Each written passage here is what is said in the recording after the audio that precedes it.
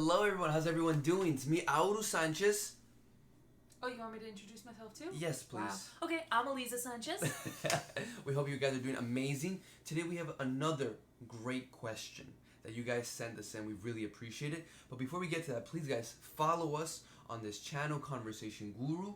Follow our podcast, Converse with Anyone Anywhere. It's on every podcast directory. Find us on YouTube, also Conversation Guru. Please guys, leave us comments, like, share this videos. We really appreciate it, guys. Thank you so much. So, Eliza, what is the question today, and why is it so important that we speak about this, and that everyone out there know more about this topic?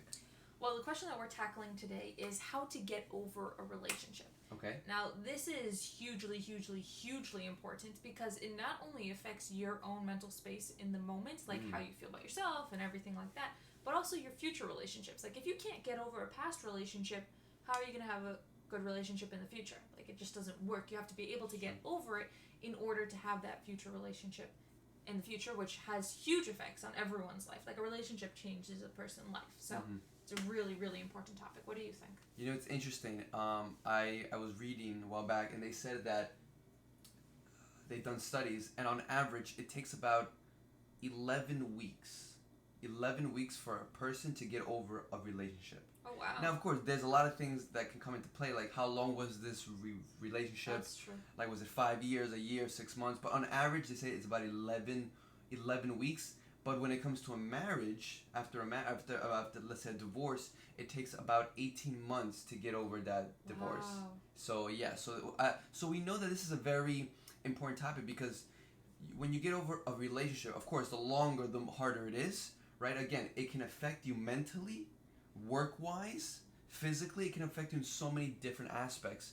But we see, Elise and I have seen so many people who they've been in different relationships, and like they enter a new one with someone else, and that person is healthy and they're ready to go out and everything's going well, and out of nowhere weird things start to happen. There's more fights, there's more resentment, and the person's confused. The person who's emotionally healthy is like, what happened? I don't get it. I'm trying my best, and they try to do everything that they can, but there's something wrong with the other person.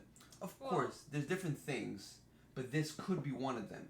They're not over a previous relationship, like Eliza mentioned. Which makes sense. Like, if you're like trying to hold on to a person in your head, like the potential that maybe it could come back, like you're gonna feel like you're cheating on them if you go out with another person, which means that like you're obviously gonna create a toxic relationship with that person because you have all of these conflicting emotions going on and they can't get a clear message from you. All right, that's true. Yeah, you're right. So now that we know that it's important to get over a relationship, right? Briefly, I mean, there's so much more to talk about, but we want to tell you how you can get over one, right? What's some techniques that you can give the audience on how to get over a relationship?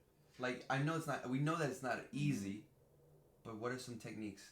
Well, before we even get into that, I was thinking maybe we could debate almost one method that a lot of people say that the best way to get over someone is to just get with someone else. What do you think about that? So I definitely see why people say that. And you know something? Me personally, I cannot come on this video and say that it's 100% wrong. For me personally, that would have never worked with me. I think a lot of times it will not work. I don't think it's the best. But I do think for certain people it might work, and it might get them out of that rut. It might get them out of that mental rut with the other person. Because a lot of times, you know, they do say that a lot of times that certain things break apart, so then better things can fall in there, right? Actually, Marilyn Monroe said that. Oh. Yeah, she said that sometimes things have to break or things have to end, so then better things can come in. So it is true. So if you break up with someone and then you meet someone else who's amazing, and they come into your life and they say they sweep you off your feet, and then you know you get into a relationship with them, you learn from them, and you build a bond, and then you can get over a relationship. But I think that for most people, this is not the way to go. It's not the way to go. You know what's interesting about this concept? What? I think that it's almost like the final step in getting over someone for some people, right? Okay. Like, I think that you can obviously get over someone without having a relationship with a new person, but I think that it's a really cool way to do it, only if this person that you're dating now is actually better than the person that you dated beforehand, right? Like if you're just dating some random person who doesn't actually do anything for you, it's not going to help you get over the other person. It's just going to highlight the good qualities and the good things that you had in that relationship that you don't have with this person. But if the relationship is better with this person, then it could really highlight the negative things that were in that relationship previously with the other person.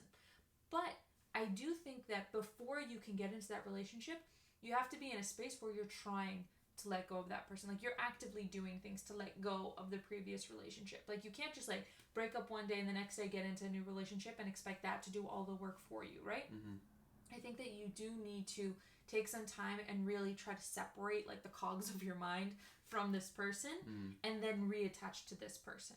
Like I don't know if anyone here drives stick, but like when you're switching gears in the engine, you have to release one gear and then you're kind of like in this like negative space where like you're not attached to anything, and then when you reattach to the new gear, then the car moves smoothly, right? So it's kind of like that. The old gear is the old relationship. You do have to separate from that. Like you have to actively like lift the pedal from there, and then you can re-engage, and that re-engagement can show you how good it can be when you're not with this other person. That could kind of push you over that final hurdle of like, oh wow, yeah, I really did make that good decision to break up with this person, right? Like that it was kind of like reinforcing that decision. Like you know how like if you're hammering something in, like you could hammer it in and it's stable, but if you just give it a little bit more, then it's like really stable.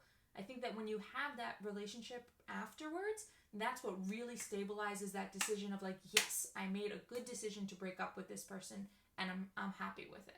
So then you're saying, right? So okay, so I definitely understand where you're coming from, but then you mentioned something to get rid of these mental cogs, right? And we're saying that mostly you're saying that a lot of times it's not the best thing to just enter a new relationship. It could work maybe, but a lot of times it's not. So how can you get rid of those mental cogs without using someone else to help you get out of it?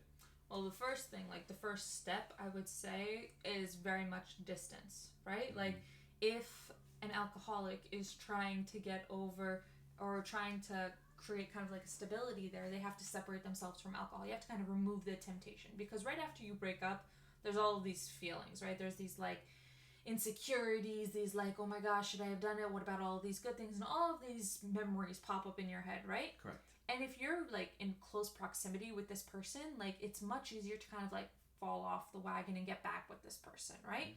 So the first thing that you're going to want to do is separate and see that like, oh, I'm okay by myself. Like I can do this. Like I don't need to be with this other person. Would you say that's like the first step? Yeah, 100%. Yeah, because what happens that a lot of times, especially the longer you were with someone, right, you feel like, wow, this person was a big part of my life.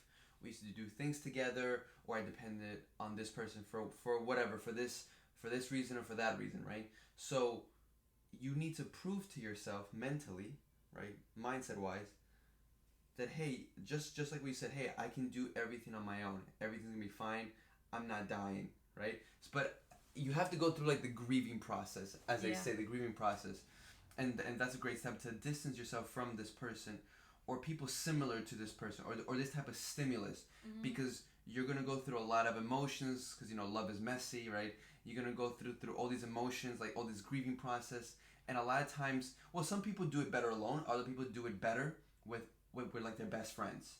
And if you're gonna do it with your best friends, you should do it with people who have the same point of view as you, because I think in this type of scenario, because it's very emotional, you must be with people who think the same way as you, right? Because if you hang out with people who think the opposite of you, they're gonna make you feel bad, and your self-esteem is gonna continue to go lower. A lot of times in breakups, that's really the problem. People's self-esteem and their value goes down, right? Because they feel like, wow, my entire world is ending. Of course, the world is not ending. People go through this stuff all the time, and people recover from it, right? But at the moment, you don't realize this because your mind is so cogged up, it's so mentally blocked, that you need that distance, as you mentioned, to give yourself and to realize, oh, I'm fine on my own. And little by little, you get to build your self-esteem. Now, one thing that I actually really like to do, and if you have the means to do this is a great thing to do. When you're getting out of that relationship, a lot of times people go into like this feeling of loss, right? Okay, yes. So what I like to do is replace it with a feeling of opportunity, right? So what I like to do a lot of times is I'll go traveling, right after I break up, right? So that's like obviously like putting that separation there. But also when you go traveling and you meet people and you do exciting new things, like all of a sudden you feel like there's such a big world out there, right? And you're like, wow, all of these cool things that I can do, and I can have so much fun by myself, right? Not with this person. And also like when you're traveling, like you meet like lots of cool people and you're like, oh, who are you? And it gets like all those feelings of excitement that you had in like the beginning of your relationship, and they kind of like amp up a little bit. So you feel excited about this new chapter in your life rather than just like you said that we have to go through a grieving process, which we do, and you definitely have to give respect to that, but you want to gird yourself a little bit to have like kind of like, no, it's yes, I'm going to miss this relationship, but at the same time, there's a whole world out there and I'm really excited about it. So I would definitely recommend traveling. If you can.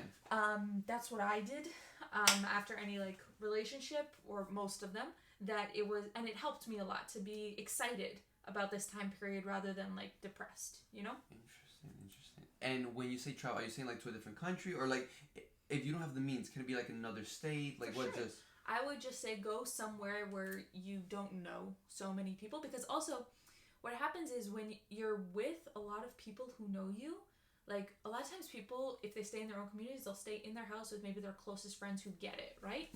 But if you break up and you have to go and face the community and everyone who knows, and everyone's going to be like, oh, poor you. It's like, it's hard, you know? And like, you don't want to do that when you're in such like a vulnerable state right then. So getting some separation, going on a trip like that, where you don't have to worry about everyone sitting there like, oh, you broke up, who dumped who? You know, like everyone like having all those stories in their head. Like you can just go and like be whoever. It's like a constant reminder, basically. Exactly. Yes. And like you have to, like, this story of what happened is like your entire life for a bit, right? Like people aren't interested in what you're doing in your career at that moment. They're interested in like, oh, your relationship. So you're not gonna get married, huh? Oh man, how did that happen? Did someone cheat? Like things like that. Like you don't want your whole life to be the fact that you broke up with someone, right? That's correct. Yes. You want it to be bigger than that. Yeah. All the people who love to gossip come up. They all come out. And they have such good intentions. They're like, oh, if you need anything, I'll be there for you. Can I have $1,000? I don't have that, but here's a penny. Cheapo. It's okay. You need to learn to be self-sufficient now. Oh, okay. Thank you. Wow. Okay. That's very good, actually. That's very good. That's very good advice.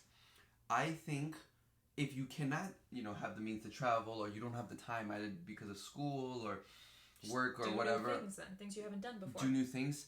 Me personally, I think it's good to be very... my whole philosophy is that I think you should always be productive in your entire life. No matter what stage you are, either in school, if you're a student, full-time, part-time, whatever, or in a relationship or not, you should always be productive in doing things either to increase your finances, right? Your intellect, your social life, your health, but always be doing interesting new stuff. Finish the projects and then do new stuff to advance, whatever, right?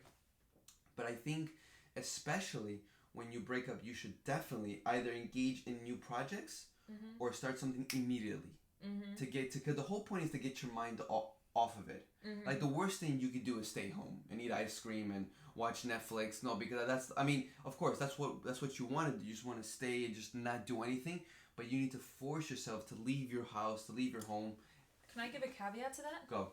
What do you think about the idea of giving yourself like a time limit? Like you can spend 2 days eating at home, like sitting at home, eating ice cream, feeling bad, kind of mourning a little bit, and then go and be productive. Because sometimes it can be a little bit like overwhelming to go jump into it. Well, here's another caveat on that. So I don't agree with that, but I'll give maybe a similar caveat that will agree with you. Okay. So what I mean is this. We're negotiating over here. We're negotiating on this, which is this. So for me personally, you're right. For some people, it might be overwhelming to just start a new project or start something new at work or learn something, right? So, okay, fine. If you need a little bit of a break, which is fine, then do it. But don't do it at home. What I mean is, instead, go to a spa, get a massage, I see what you mean. Go get a manicure, pedicure, I don't know, get your hair done, basically pamper yourself. But I'm saying to do it outside because you change your environment. You're not at home swallowing pity, wallowing, crying, feeling bad for yourself. I mean, of course, those feelings are going to come up. Even if you go pamper yourself, where like you might cry a little bit, you might feel bad, like that's fine. but do it in an environment that's outside, right? Still go into relaxation mode, pamper yourself so you can like feel better. You can feel like He loves spas more than me. I love that. I love reflexology, massages like on the feet and the hands, and they touch this point, and it's your pituitary gland, or it's like your I don't know, like your heart or your kidney, whatever the case. I love that type of stuff. I really do. But the point is like get out of a place, especially your home, because it's so easy to like. There's a lot of temptations at your house to stalk the person on social media, call them, text them. Some people get drunk and they call that ex and stuff like that. So get out of these environments and pamper yourself, or just get busy. Right. And you know what I don't like about like the whole like drinking your sorrows away type of thing? Like when you wake up the next day, a lot of times you just feel pathetic, right? And in a breakup, the last thing you want to feel is pathetic, because you're in such a vulnerable state where you're like, did I make the right decision? I'm going to be lonely now. All these different thoughts fly around, and then you're going to wake up and you're like, and now also like, I'm so pathetic, like I drank a whole whatever, like you wake up and you just look like a mess and things like that. Like you don't want to look like a mess. You don't want to feel like a mess. You want to feel like, wow, this is amazing. Like, another thing that people can do right after they break up is like get into exercising, right? Like one time I used to live on the beach, and what I did was like I used to just like every morning for that period of time I would just run on the beach for a little bit and like watch the sun and like see how beautiful it was and just feel like I worked hard. So I definitely see what you mean by the productivity. 100%. Wow, that's see, now that's the way to go. Go live at the beach. Yeah. And run on the beach and see the sun. Take a trip to somewhere where there is a beach. Go run every day and then go to a spa. Wow. That would be a great one, guys. Go to Miami. Go to Australia. Costa Rica. Go to... where else? Go to Spain. Anywhere, guys. Anywhere. Well, I wouldn't say anywhere, but what you said. You don't want to go to Siberia? Well, not Siberia or Iceland or like Alaska. Probably those aren't the places to go. But if they feel like that's exciting to them, then they should. Okay, so I definitely agree with that. But I'm just saying, if you want that recipe, the one that Lindsay just gave, then definitely try that out. So it's Let me ask you the next question. Go. What do you think about the whole idea of throwing out everything the person gave you, or anything that reminds you of them, like pictures of you and them together, stuff like that? So it's tricky. So let me explain.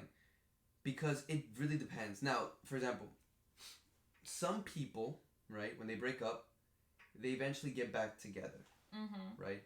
Or they break up a couple times, but they keep getting back together, right? Other people break up once and that's it, that's done. They're done. There's no going back, right? Some people believe in going back. Other people don't believe in going back. We should talk about that next. Yes. And in another video, maybe on this video, who knows? Right? So some people believe in going back, other people don't believe in going back. Now, I'll explain why I'm talking about this. There was a study that said that if you're going to go back, the max amount of times that you should go back to someone after a breakup is once. Really? Just once. Now, of course, these psychologists, they weren't saying that this applies to everyone. But for certain circumstances, if you're going to return to someone, because of course there's stories where people have broken up, but then they get back together and they get married or whatever, or they stay together for a while or forever. That does exist. But they say that the maximum amount is once right now. So if you and the other person feel like you might get back together, and maybe that breakup was a misunderstanding, it was just pure emotion, right? Then, probably don't throw everything out, because if you're planning on getting back together, or you want to, or you both want to, then there's no point of throwing things out. But doesn't that hinder the whole getting over the person process? Because if you are expecting to get back together with this person, then you're not trying to get over them. That is true. Because you know you're going to get back together with them. That is true. It just happens where some relationships... It's one of the hardest relationships to get over, by the way, because... Which ones? The ones that are back and forth, back and forth, back and forth. That's the worst. That's mental torture. It's the worst thing that you can do. 100%. Yeah. But I just think it depends, because some people, they break up and they just need a little time, and then they go back together, right? So for me, even in those situations, I would recommend getting rid of the stuff. You okay? Because a breakup isn't like a little thing, right? No, it's not. Like if you're breaking up with someone, like that's a big thing. And if that person like thinks that you don't see it as a big thing, then it's easy to just keep breaking up and getting back together, right? When you act like a little bit dramatic for things that actually require a dramatic response, then people realize that you took it seriously, right? Like, let's say you break up with someone, right? And like it's in the type of way that they know that they're going to get back together, but you throw out all this stuff and that person comes back and they're like, oh, I want to get back together. And you're like, oh, I was working on moving on from you. And all. They can see that you actually were going to move on. So they can see like, you're not stuck there. If this person does not want to be in the relationship, they don't have to be, and you're okay with that because you're willing to move on from them. So they'll take it a little bit more seriously the next time that they're thinking about breaking up. Exactly. That's very good. That's very good. I would also say that it also reminds you that you have power in this relationship. You're not just like on like this other person's like, oh, we're together now, we're not together now. Like that's ridiculous, you know? If you are trying to get over someone though, like, and you're not getting back together, what do you think? Oh, then 100%. You should definitely throw everything out. Burn it. Go throw it down the garbage. Give it to your dog so you can swallow it. Like, I'm just kidding. No, I'm kidding. Don't do that. It's animal abuse. But I'm just saying, like, get rid of the stuff as fast as possible. Why? Why what? I mean, I agree with you, but, like, what's your reasoning as to why? Because even though you might say, yeah, but they're just things, I actually like these things, right? Of course you like them. That's why you have them. They're constant reminders. They're probably not the people we spoke about earlier on that are reminding you, but things can also be reminders. Letters, bracelets, necklaces, gifts. These are all reminders of the life of your previous chapter with this person. And if you're trying to get over them, you got to throw everything out. I mean, of course, that person or that time period will always be in your head or your subconscious, you know, consciously or unconsciously, because it was just a part of your life, which is, well, that's normal, right? But everything external you should definitely get rid of, because that's one way to get over a certain relationship. Also, I do believe that if you're breaking up and then going back, breaking up and going back, either two things are happening. Either, number one, it's a very immature relationship, or it's an unhealthy relationship where one party is the issue or both parties are the issues. So if you're in a relationship that you guys keep breaking up and going back, have that in mind. You need breaks from each other, you know? And if you need breaks from this person, right? But then again, this only applies if you want to be in a relationship. If you don't want to be in a relationship, you just want to be with 35 people, then of course, then that's different. That's very different. It's very different. But if you want to be, but you constantly need breaks from this person, then that should give you a sign like, hey, maybe this is not the right person for me to be with in that aspect. Because if I always need a break from them, then that should tell you something. Now, another conversation comes up, right? Should you always be on top of the person you're with? But then again, I think we're getting off topic. But that's definitely a good question for another video. Yes. Yeah. But I do want to just add one point about the actual items that you keep. Okay. You also got to keep in mind that you have a future coming, right? Correct. Like, if, let's say, you held on to, I don't know, like a piece of jewelry that this person gave you, right? Okay. And then you're in a relationship with a new person and they say like, oh, I like that ring. Where'd you get it? Are you going to want to explain to your new partner that your old partner gave it to you? And then like, how are they going to feel about you wearing that? You know, like I know like if you were to wear something that an ex gave you or something like that, like I would feel like very insecure. I would be like, what are you doing? Get rid of that. Like, you don't need that. I'll get you something, you know?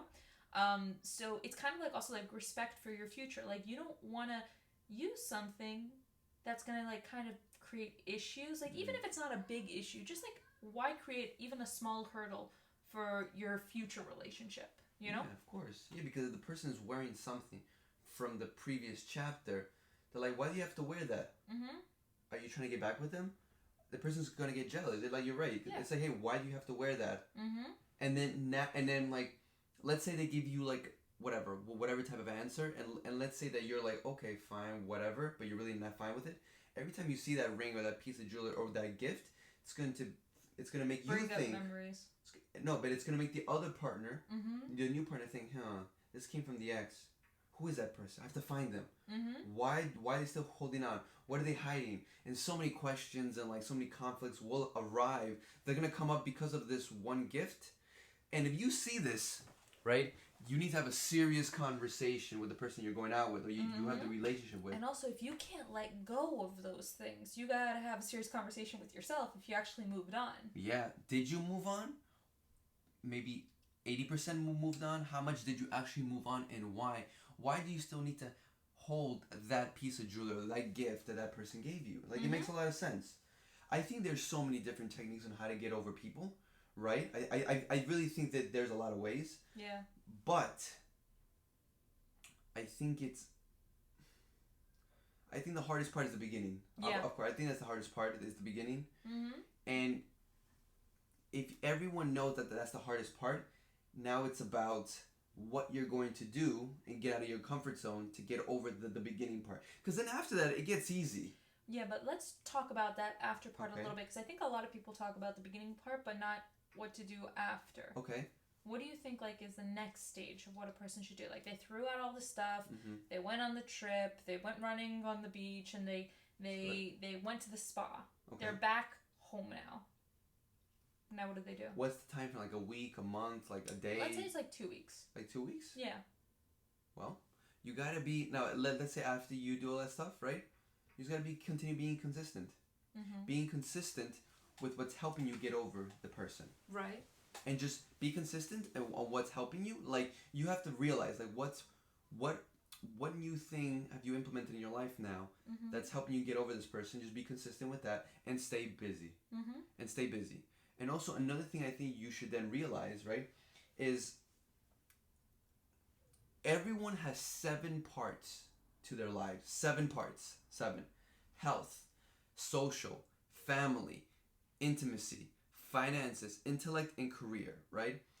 And after a big breakup, a lot of times, right, you feel depressed or you feel off. It's because now, obviously, one of those circles or 2 or more of those circles, social and intimacy, no? social and intimacy, they're probably a little off now because of the breakup. So now you just need to fulfill it. You need to fill it up again, because now a lot of the gasoline in those circles, in the intimacy or the social one, or even family, because maybe you got close to their family, right? The gasoline in those circles have gone down, so you need to fill it up now. Yeah. You got to fill it up. How? Maybe getting closer to your own family. Maybe going out and meeting new people. I wouldn't say immediately, but like making friends, like going out to parties, to networking events, going to gatherings, like hanging out with people, getting to know new people and their stories, you know. So you need to realize to be consistent and to remember to fill up now these circles now, because now a lot of it the tank has gone down. So now you need to focus and be like, okay, what can I do to fill it up in a healthy way? Again, in a healthy way, fill up these circles and be consistent with them. For sure. What I would also make a suggestion is that don't like jump to like go on the hunt for like a new boyfriend or a new girlfriend, right? Like don't run for that, because what can happen is a lot of times people like just try to replace one relationship for another, right? And they're like scared that they're not going to be able to, because that's one of the biggest fears when you break up with someone. Like, how do you know you're going to be able to find someone else, right? But relationships don't work like that. You don't find someone in 2 seconds unless you do. But like, it's not like you just, there you go, you lost one, now you have another one, and you can feel very depressed more because you're like, I thought I would be able to find someone, and it's been 2 weeks. Why haven't I found someone? You know, and like you feel all this lacking. So what I would say is like, for a little while, like go and explore those social situations, but don't go in with any expectations. Like just go and like say like, I'm gonna meet a bunch of people. It's gonna be fun. I don't know if it's gonna turn into anything or not, and just go and chill and experience, you know, for a little bit, and then just like kind of appreciate the experiences that you do have.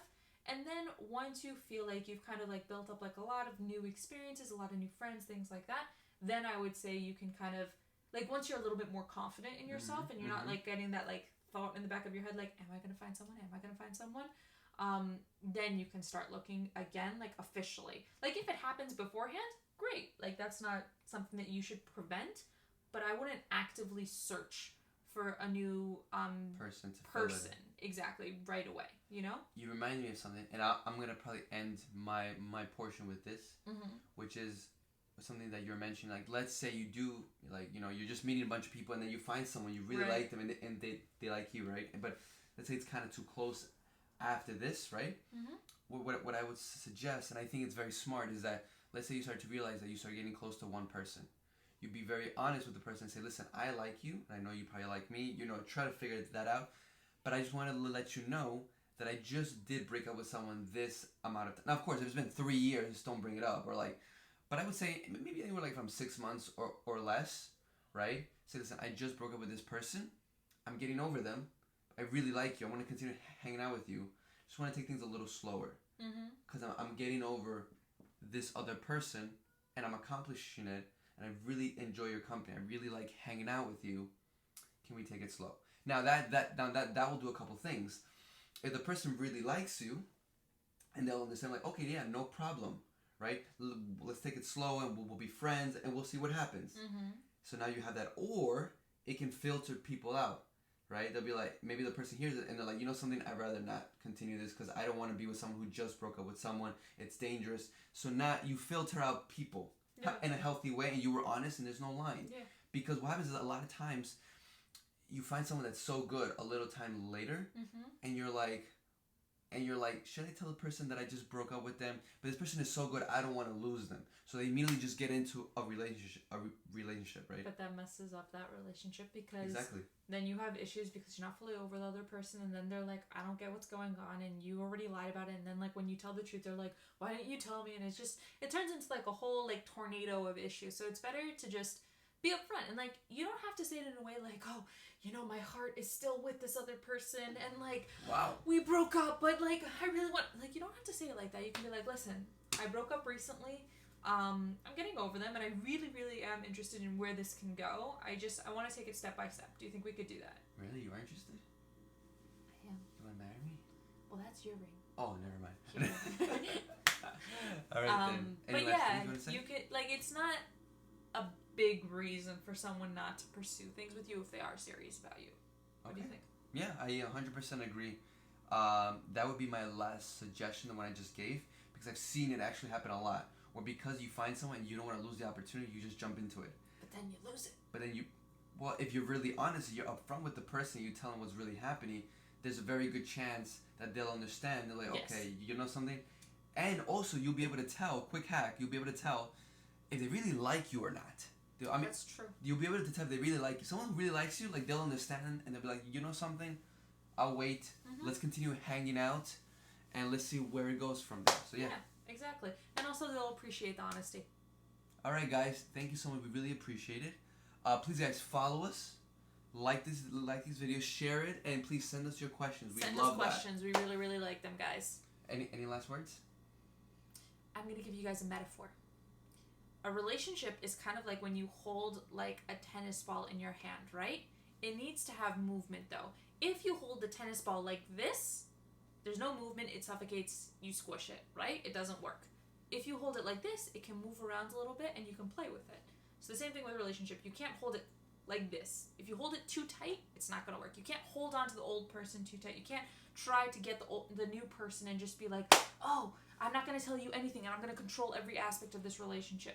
You can't. You have to have a loose grip like this. Still hold it. Say that you want to be there, but hold it loosely. Does that make sense?